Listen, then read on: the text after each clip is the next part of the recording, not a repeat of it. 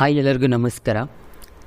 ಈ ಒಂದು ವಿಡಿಯೋದಲ್ಲಿ ನಾನು CSC ಅಕಾಡೆಮಿಯಲ್ಲಿ ನಾವೇನು CSC ಒಲಿಂಪಿಯಾಡ್ 5.0ದಲ್ಲಿ ಈಗಾಗಲೇ ನಾವು 3ನೇ ಕ್ಲಾಸಿಂದ 12ನೇ ಕ್ಲಾಸ್ವರೆಗೂ ನಾವೇನು ಸ್ಟೂಡೆಂಟ್ಸನ್ನು ರಿಜಿಸ್ಟ್ರೇಷನ್ ಮಾಡಿದ್ದೀವಿ.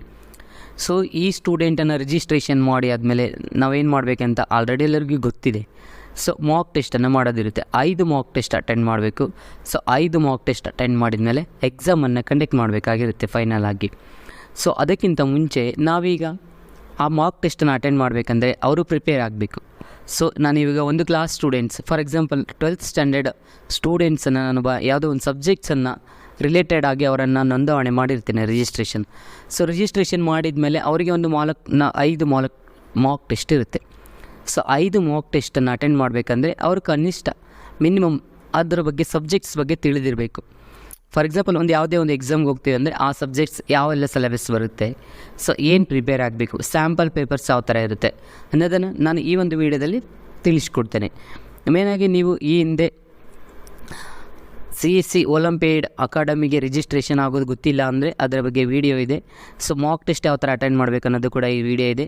CSC ಸರ್ವಿಸ್ ಇನ್ ಕನ್ನಡ ಅಂತ ಹೇಳಿ ಯೂಟ್ಯೂಬ್ ಚಾನಲನ್ನು ಸರ್ಚ್ ಮಾಡಿ.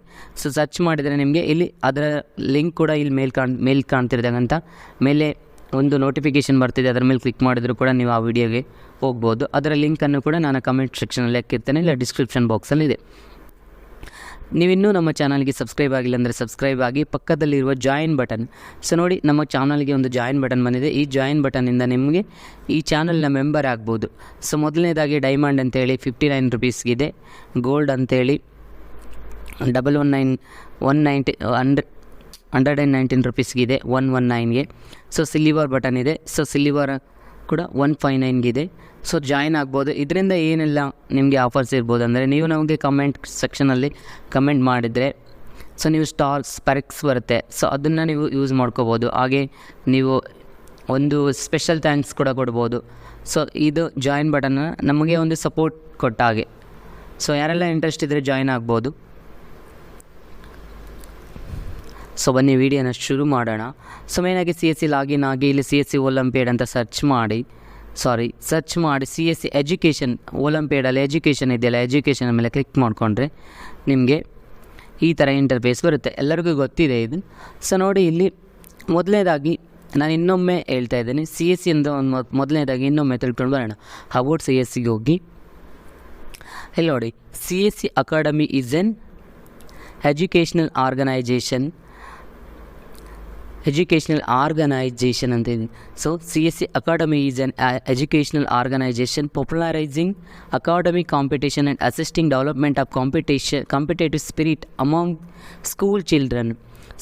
CSC ಅಕಾಡೆಮಿ ಶೈಕ್ಷಣಿಕ ಸ್ಪರ್ಧೆಯನ್ನು ಜನಪ್ರಿಯಗೊಳಿಸುವ ಮತ್ತು ಶಾಲಾ ಮಕ್ಕಳಲ್ಲಿ ಸ್ಪರ್ಧಾತ್ಮಕ ಮನೋಭಾವನೆಯನ್ನು ಅಭಿವೃದ್ಧಿಪಡಿಸಲು ಸಹಾಯ ಮಾಡುವ ಒಂದು ಶೈಕ್ಷಣಿಕ ಸಂಸ್ಥೆಯಾಗಿದೆ.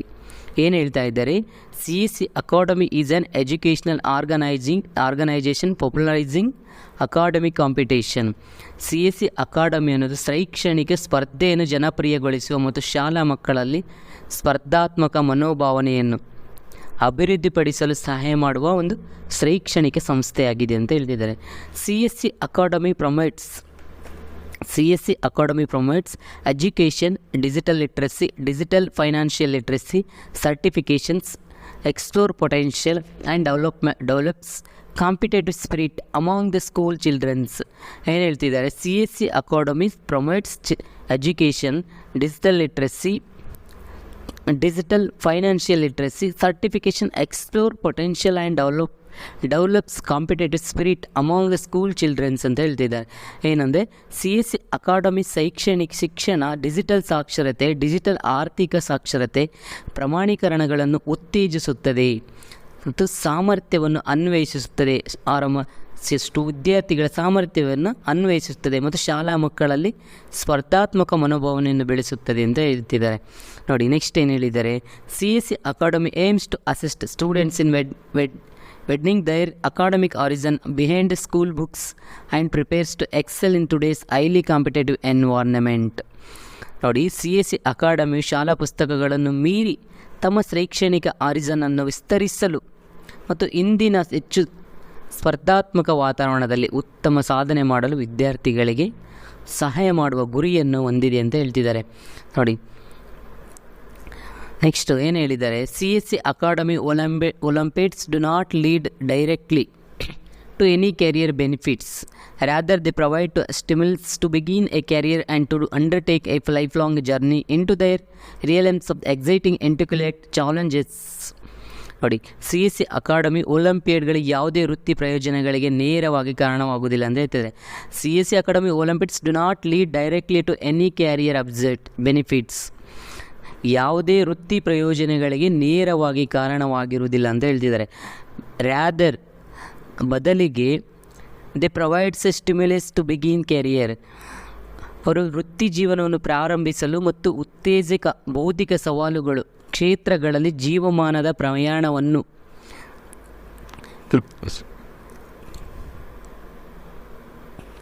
ನೋಡಿ ಏನು ಹೇಳಿದ್ದಾರೆ, they provides stimulus to begin a career and to undertake a life long journey into their realms of exciting intellectual challenges. ಅಂದರೆ ಅದರ ಬದಲಿಗೆ ವೃತ್ತಿ ಜೀವನವನ್ನು ಪ್ರಾರಂಭಿಸಲು ಮತ್ತು ಉತ್ತೇಜಕ ಬೌದ್ಧಿಕ ಸವಾಲುಗಳ ಕ್ಷೇತ್ರಗಳಲ್ಲಿ ಜೀವಮಾನದ ಪ್ರಯಾಣವನ್ನು ಕೈಗೊಳ್ಳಲು ಪ್ರಚೋದನೆಯನ್ನು ಒದಗಿಸುತ್ತಾರೆ ಅಂತ ಹೇಳ್ತಿದ್ದಾರೆ. ನೆಕ್ಸ್ಟ್, CSE ಅಕಾಡೆಮಿ ಒಲಿಂಪಿಯಾಡ್ ಕೇವಲ ಒಂದು ಸ್ಪರ್ಧೆಯಲ್ಲ. ನೋಡಿ, CSE academy olympiad is just not a competition. ಇದೊಂದು ಸ್ಪರ್ಧೆಯಲ್ಲ. But it shall be the meeting places of the brightest young minds of the world. ಏನು ಹೇಳಿದ್ದಾರೆ, ಇದೊಂದು ಸ್ಪರ್ಧೆ ಅಲ್ಲ, ಆದರೆ ಇದು ಪ್ರಪಂಚದ ಪ್ರಕಾಶಮಾನವಾದ ಯುವ ಮನಸ್ಸುಗಳ ಸಭೆಯ ಸ್ಥಳವಾಗಿದೆ ಅಂತ ಹೇಳ್ತಿದ್ದಾರೆ. Next, much like the olympics in sports, ಕ್ರೀಡೆಗಳಲ್ಲಿ ಒಲಿಂಪಿಕ್ಸ್ನಂತೆಯೇ the CSE academy olympiad shall be a celebration of the very best in school level subjects. CSE academy olympiad ಶಾಲಾ ಮಟ್ಟದ ವಿಷಯಗಳಲ್ಲಿ ಅತ್ಯುತ್ತಮವಾದ ಆಚರಣೆಯಾಗಿದೆ ಅಂತ ಹೇಳ್ತಿದ್ದಾರೆ. ಸೊ ಇದು CSE ಒಲಿಂಪಿಯಾಡ್ ಬಗ್ಗೆ ನಾನು ಹೇಳಿದ್ದು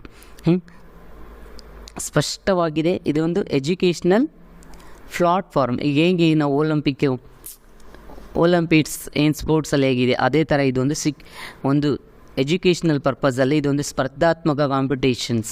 ಅಂದರೆ ಒಂದು ಯುವ ಜನತೆಯನ್ನು ಒಂದು ಸ್ಪರ್ಧಾತ್ಮಕ ಮನೋಭಾವನೆಯನ್ನು ಬೆಳೆಸುವುದು ಅನ್ನೋದು ಒಂದು ಎಜುಕೇಷ್ನಲ್ ಕ್ಯಾರಿಯರನ್ನು ಅವರಲ್ಲಿ ಹುಟ್ಟಾಕೋದಂಥದ್ದು.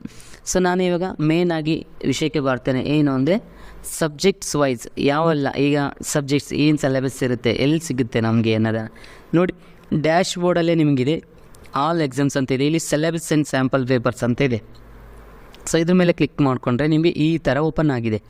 ಇಲ್ಲಿ ನೋಡಿ, ಇಲ್ಲಿ 3rd class, 4th class, 5th class, 6th class, 7th 3rd ಸ್ಟ್ಯಾಂಡರ್ಡಿಂದ ಇಟ್ಕೊಂಡು 12th ಸ್ಟ್ಯಾಂಡರ್ಡ್ವರೆಗೂ ಇದೆ. ಸೊ ನಾನು ಇವಾಗ 12th ಕ್ಲಾಸನ್ನು ಸೆಲೆಕ್ಟ್ ಮಾಡ್ತೇನೆ.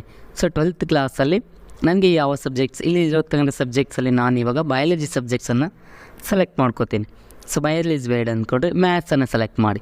ಸೊ ಮ್ಯಾಥ್ಸ್ ಸಬ್ಜೆಕ್ಟ್ಸನ್ನು ಸೆಲೆಕ್ಟ್ ಮಾಡ್ಕೊಂಡಿದ್ದೀನಿ. ಈ ಮ್ಯಾಥ್ಸ್ ಸಬ್ಜೆಕ್ಟ್ಸಲ್ಲಿ ನನಗೆ ಯಾವೆಲ್ಲ ಕ್ವಶನ್ಸ್ ಬರ್ಬೋದು, ನಾನು ಯಾವುದೆಲ್ಲ ಪ್ರಿಪೇರ್ ಆಗಬೇಕು ಎಕ್ಸಾಮ್ಸ್ಗೆ ಅನ್ನೋದನ್ನು ಒಂದಿಷ್ಟು ನೋಡ್ಕೊಂಡು ಬರೋಣ. ಸೊ ನೋಡಿ, ಇಲ್ಲಿ ಈ ಮ್ಯಾಥ್ಸ್ ಸಬ್ಜೆಕ್ಟ್ಸಲ್ಲಿ ಏನೆಲ್ಲ ಸಬ್ಜೆಕ್ಟ್ಸ್ ಇದೆ ನಾವು ಪ್ರಿಪೇರ್ ಆಗಬೇಕಾದ್ರೆ ಸಿಲೆಬಸ್ ವಿತ್ ಮ್ಯಾಥ್ಸ್. ಇಲ್ಲಿ ನೋಡಿ, ಸಿಲೆಬಸ್ ಇದೆ, ಸ್ಯಾಂಪಲ್ ಪೇಪರ್ಸ್ ಇದೆ, about.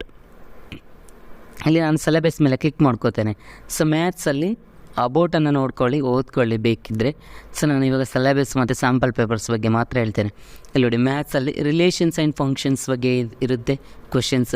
Next inverse and trigonometric ಬಗ್ಗೆ ಇರುತ್ತೆ. Inverse and trigonometrics, functions, matrices ಮತ್ತು ಡಿಟರ್ಮಿನೆಂಟ್ಸ್, ಕಂಟಿನ್ಯೂಟಿ ಆ್ಯಂಡ್ ಡಿಫ್ರೆನ್ಷಿಯಬಿಲಿಟಿ ಗೊತ್ತಿದೆ ನಿಮಗೆಲ್ಲ. Continuity and differentiability, applications of derivations, integrals, applications of integrals, differential equations, vectors algebra, 3 dimensionals, geometry, linear programming, probability.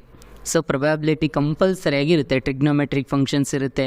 So ಇದು syllabus maths ಸಬ್ಜೆಕ್ಟ್ಸ್ಗೆ, only maths ಸಬ್ಜೆಕ್ಟ್ಸಿಗೆ ಮಾತ್ರ ಇದು ಇಲ್ಲಿರ್ತಕ್ಕಂಥದ್ದು.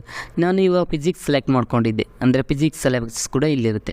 ಇಲ್ಲಿ ನೋಡಿ, ಫಾರ್ ಎಕ್ಸಾಂಪಲ್ ಕೆಮಿಸ್ಟ್ರಿನ ಸೆಲೆಕ್ಟ್ ಮಾಡ್ಕೊಂಡಿದ್ದೇನೆ. ನಾನು ಫಿಸಿಕ್ಸ್ ಅಂದರೆ ಫಿಸಿಕ್ಸ್ ಮೇಲೆ ಕ್ಲಿಕ್ ಮಾಡಿದ್ರೆ ಫಿಸಿಕ್ಸಲ್ಲಿ ಏನಿದೆ, ಎಲೆಕ್ಟ್ರಿಕ್ ಚಾರ್ಜಸ್ ಆ್ಯಂಡ್ ಫೀಲ್ಡ್ಸ್ ಬಗ್ಗೆ ಕೇಳ್ತಾರೆ ಕ್ವಶನ್ಸ್, ಅದರ್ ಸಬ್ಜೆಕ್ಟ್ಸನ್ನು ಓದ್ಕೋಬೋದು.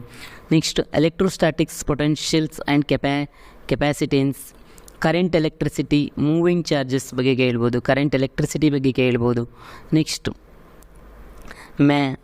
magnetism and matters, electromagnetic inductions, alternating current, electromagnetic waves, rays and ray optics and optical instruments, wave optics, dual nature of radiations and matters, atoms and nuclei, semiconductors, electronics and communication systems. ಇಲ್ಲಿರ್ತಕ್ಕಂಥದ್ದು subjects ಅಂದರೆ ನಾವು next ಎಕ್ಸಾಮ್ಸ್ಗೆ ಅಥವಾ ಮೋಕ್ ಟೆಸ್ಟ್ಗೆ prepare ಆಗಬೇಕು ಏನೆಲ್ಲ subjects ಬರ್ಬೋದು ಅನ್ನೋದನ್ನು ಅವ್ರು ಕೊಟ್ಟಿದ್ದಾರೆ. ಯಾವೆಲ್ಲ ಸಬ್ಜೆಕ್ಟ್ಸ್ ಮೇಲೆ ಕ್ವಶನ್ಸ್ ಬರುತ್ತೆ ಅನ್ನೋದನ್ನು ಇಲ್ಲಿ ಕೊಟ್ಟಿದ್ದಾರೆ. ಸೊ ನೀವು ಇದ್ರ ಮೇಲೆ ನೀವು ಪ್ರಿಪೇರ್ ಆದರೆ ನೀವು ಒಂದು ಮಾಕ್ ಟೆಸ್ಟಲ್ಲಿ ಬರ್ತಕ್ಕಂಥ ಎಲ್ಲ ಕ್ವಶನ್ಸ್ಗೂ ಮತ್ತು ಎಕ್ಸಾಮ್ಸಲ್ಲೂ ಕೂಡ ನೀವು ಈಸಿಯಾಗಿ ಆನ್ಸರ್ ಮಾಡ್ಬೋದು ಅಂತ ನನ್ನ ಅಭಿಪ್ರಾಯ.